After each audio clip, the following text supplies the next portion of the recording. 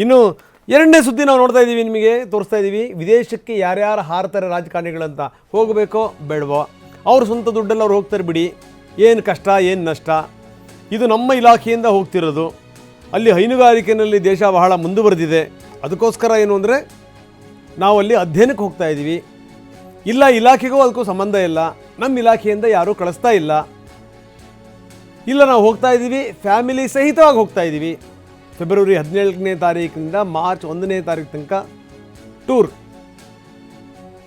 20 ಜನ ticket book ಮಾಡಿದ್ದಾರೆ. ಕೆಲವರು ಇನ್ನೂ ಕೂಡ ಹೋಗ್ತೀವಿ ಅಂತಾರೆ, ಹೋಗಲ್ಲ ಅಂತಾರೆ. ಇವತ್ತು ರಾತ್ರಿ 8 ಗಂಟೆಗೆ ಅವ್ರು ಹಾರಬೇಕು. ಇನ್ನೂ ಕೂಡ ಕೆಲವರು ನಿರ್ಧಾರ ಆಗಿಲ್ಲ.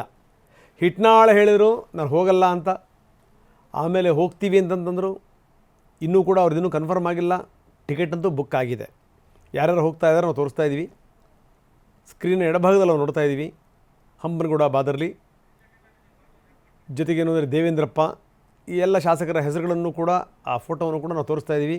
ಕೆ ವೆಂಕಟೇಶ್ ಪಶುಸಂಗೋಪನಾ ಸಚಿವರು ಇವರೇ ಹೇಳಿದರು ಇಲ್ಲ ನಮ್ಮ ಇಲಾಖೆಯಿಂದ ಹೋಗ್ತಿರೋದಲ್ಲ ಅಂತ. ಪುಟ್ಟರಂಗ ಶೆಟ್ಟಿ ಹೇಳಿದರು ಇಲ್ಲ ಹೈನುಗಾರಿಕೆಯಲ್ಲಿ ಅದು ಭಾಳ ಮುಂದಿದೆ, ನ್ಯೂಜಿಲೆಂಡ್ ಮತ್ತು ಆಸ್ಟ್ರೇಲಿಯಾ ಅಧ್ಯಯನಕ್ಕೆ ಹೋಗ್ತಾ ಇದ್ದೀವಿ ಅಂತ ಹೇಳಿದಂಥವ್ರು. ಇನ್ನು HD ತಮ್ಮಯ್ಯ,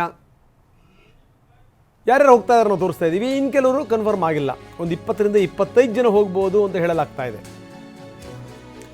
ಆರಂಭದಲ್ಲಿ 35 ಇತ್ತಂಥ ಸಂಖ್ಯೆ, ಬರ್ತಾ ಬರ್ತಾ ಕಡಿಮೆ ಆಯಿತು. ಯಾಕೆ ಬೇಕು ರಗಳೆ, ನಾಳೆ ಅದೇ ಒಂದು ದೊಡ್ಡ ಸಂಗತಿ ಆಗಿಬಿಟ್ರೆ. ಇನ್ನು ಕೆಲವರು ಭಾಳ ಬುದ್ಧಿವಂತಿಕೆ ಮಾಡಿದ್ರು.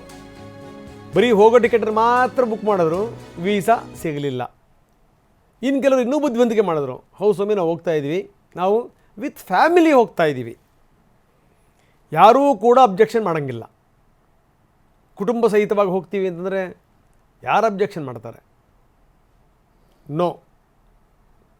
ಸೊ ಹೀಗಾಗಿ ಕೆಲವರು ಹೋಗ್ತಾರೆ, ಕೆಲವರು ಹೋಗಲ್ಲ. ಅದರಲ್ಲಿ ಕೆಲವರು MLCಗಳು ಕೂಡ ಇದ್ದಾರೆ ಅನ್ನೋದು. ವಿದೇಶಕ್ಕೆ ಯಾರು ಹೋಗ್ತಾರೆ ಏನು ಎತ್ತ, ನನಗಂತೂ ಅದ್ರ ಬಗ್ಗೆ ಏನೂ ಮಾಹಿತಿ ಇಲ್ಲ. ಕಳಿಸೋರ ಬಗ್ಗೆನೂ ಗೊತ್ತಿಲ್ಲ, ಹೋಗೋರ ಬಗ್ಗೆನೂ ಗೊತ್ತಿಲ್ಲ ಅಂತಲೂ ಕೂಡ ತುಂಬ ಸ್ಪಷ್ಟವಾಗಿ DK ಹೇಳಾಯಿತು. ಇನ್ನು AICC ಕೂಡ ಇದಕ್ಕೆ ಸಂಬಂಧಪಟ್ಟಂಗೆ ತಲೆ ಕೆಡಿಸ್ಕೊಂಡಿತ್ತು. ಹೋಗೋರ ಲಿಸ್ಟ್ ಕೊಡಿ ಅಂತ ಕೇಳಿತ್ತು, ಯಾರ್ಯಾರು ಹೋಗ್ತಾರೆ ಏನು ಎತ್ತ ಅಂತ. ಆವಾಗ ಶಾಸಕರು ಹೇಳಿದ್ರು ಇಲ್ಲ ನಾವು ಸ್ವಂತ ಖರ್ಚಿನಲ್ಲಿ ಹೋಗ್ತಾ ಇದ್ದೀವಿ, 26 ಸಮಸ್ಯೆಗಳಿದೆ. ಇಂಥ ಸಂದರ್ಭದಲ್ಲಿ ಇವರು ವಿದೇಶ ಪ್ರವಾಸ. AICC ಅಧ್ಯಕ್ಷ ಖರ್ಗೆ ಅವರಿಗೆ ಮಾಹಿತಿ ಕೊಟ್ಟರು, ಸುರ್ಜೇವಾಲಾ ಅವ್ರಿಗೂ ಕೂಡ ಇದೇ ವಿವರವನ್ನು ಕೊಟ್ಟರು. ಅವ್ರ ಹತ್ರ ಶಾಸಕರ ಪಟ್ಟಿ ಇದೆ, ಯಾರ್ಯಾರು ಹೋಗ್ತಾರೆ ಏನು ಎತ್ತ ಅನ್ನೋದ್ರ ಬಗ್ಗೆ. ಹೋಗಬಾರ್ದು ಅನ್ನುವಂಥದ್ದೇನಿಲ್ಲ, ಆದರೆ ಪರಿಸ್ಥಿತಿ ಬರೀ ದೆಹಲಿ ಕಡೆ ಹೋದ್ರೇ ಅನುಮಾನ ಆಗ್ತವೆ, ಅವರ ಸ್ವಂತ ಕೆಲಸದ ಮೇಲೆ ಹೋದರೂ ಕೂಡ ಅನುಮಾನವೇ.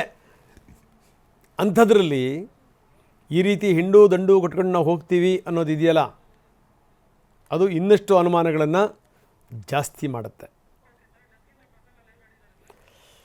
ಬನ್ನಿ, ನಮ್ಮ ಪ್ರತಿನಿಧಿ ಪ್ರಸನ್ನ ಈಗ ನಮ್ಮೊಂದಿಗೆ ನೇರ ಸಂಪರ್ಕದಲ್ಲಿದ್ದಾರೆ. ಪ್ರಸನ್ನ, ಗಮನಿಸಬೇಕು ಇಲ್ಲಿ ಏನು ಅಂತಂದರೆ, ವಿದೇಶ ಪ್ರವಾಸಕ್ಕೆ ಹೋಗ್ತಾರೋ ಹೋಗಲ್ವೋ, ಹೋಗ್ತಾರೆ ಅನ್ನೋದಾರು ಯಾರ್ಯಾರು ಹೋಗ್ತಾರೆ ಏನು ಎತ್ತ, ಇವೆಲ್ಲ ಪ್ರಶ್ನೆಗಳಿತ್ತು. ಇದು ಯಾರ ಐಡಿಯಾ, ಇದು ಯಾರ ಪ್ಲ್ಯಾನು ಅನ್ನುವಂಥದ್ದು ಕೂಡ ದೊಡ್ಡ ಸಂಗತಿನೇ. ಇನ್ನೊಂದು ಬಣ ಮೊದಲೇ ಏನೋ ಪ್ಲ್ಯಾನ್ ಮಾಡಿತ್ತಂತೆ, ನಾವು ವಿದೇಶ ಪ್ರವಾಸಕ್ಕೆ ಹೋಗಬೇಕು ಅಂತ. ಅದು ಮತ್ತೊಂದು ಬಣಕ್ಕೆ ಗೊತ್ತಾಗಿ ನೀವೇನರಪ್ಪ ಹೋಗೋದು, ನಿಮಗಿಂತ ಮೊದಲು ನಾವು ಹೋಗ್ಬಿಡ್ತೀವಿ ಅಂತ ಹೇಳ್ಬಿಟ್ಟು ಇವರು ಅವಸರವಾಗಿ ಗಂಟು ಮೂಟೆ ಕಟ್ಟಿದ್ರು ಅಂತ. ಒಂದಕ್ಕೊಂದಕ್ಕೆ ಸಂಬಂಧ ಇಲ್ಲ ಪ್ರಸನ್ನ, ಆದರೂ ಕೂಡ ಹೇಳಲೇಬೇಕು. ಈ ಪಾಕಿಸ್ತಾನ ನಮ್ಮ ಕಡೆಗೆ ಏನು ಕ್ಷಿಪಣಿಗಳನ್ನ ಹಾರಿಸ್ಬೇಕು ಅಂತ ಪ್ಲ್ಯಾನ್ ಮಾಡಿತ್ತಂತೆ. ಭಾರತ ಅದಕ್ಕಿಂತ ಮೊದಲೇ ಹಾರಿಸ್ಬಿಟ್ಟಿತ್ತು. ಅದಾದಮೇಲೆ ಕಥೆ ಏನಾಯಿತು ಅಂತ ಗೊತ್ತು.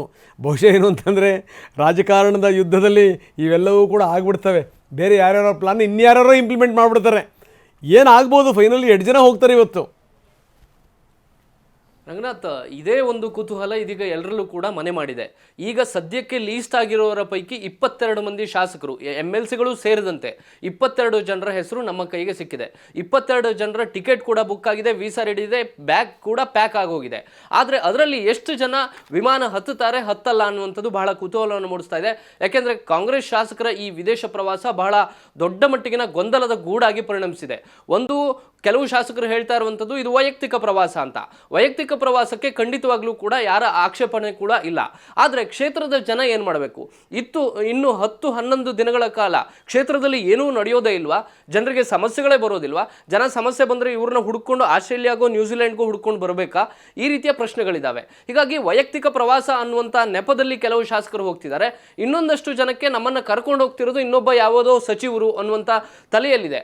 ಇನ್ನೊಬ್ಬ ಸಚಿವರು ನಮ್ಮನ್ನು ಕರ್ಕೊಂಡು ಹೋಗ್ತಿದ್ದಾರೆ, ನಾವು ಅವರ ಜೊತೆಗೂಡಿ ಹೋಗ್ತಿದ್ದೀವಿ ಅಂತೇಳಿ ಮತ್ತೊಂದಷ್ಟು ಜನ ಶಾಸಕರು ಹೇಳ್ತಿದ್ದಾರೆ. ಇನ್ನೂ ಒಂದಷ್ಟು ಶಾಸಕರಿಗೆ ಇದೊಂದು ಅಧ್ಯಯನ ಪ್ರವಾಸ.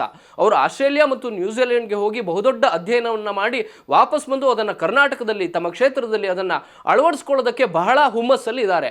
ಈ ರೀತಿಯ ಗೊಂದಲಗಳ ಮಧ್ಯೆಯೇ 20-22 ಮಂದಿ ಶಾಸಕರ ಪಟ್ಟಿ ರೆಡಿಯಾಗಿದೆ.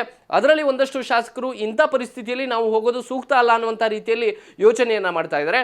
ಇವತ್ತು ರಾತ್ರಿ 8 ಗಂಟೆಗೆ ಎಲ್ಲರೂ ಕೂಡ ದೇವನಹಳ್ಳಿಯ ಏರ್ಪೋರ್ಟ್ನಲ್ಲಿ ಸೇರೋದಕ್ಕೆ ಬಹುತೇಕ ಸಮಯ ನಿಗದಿಯಾಗಿದೆ.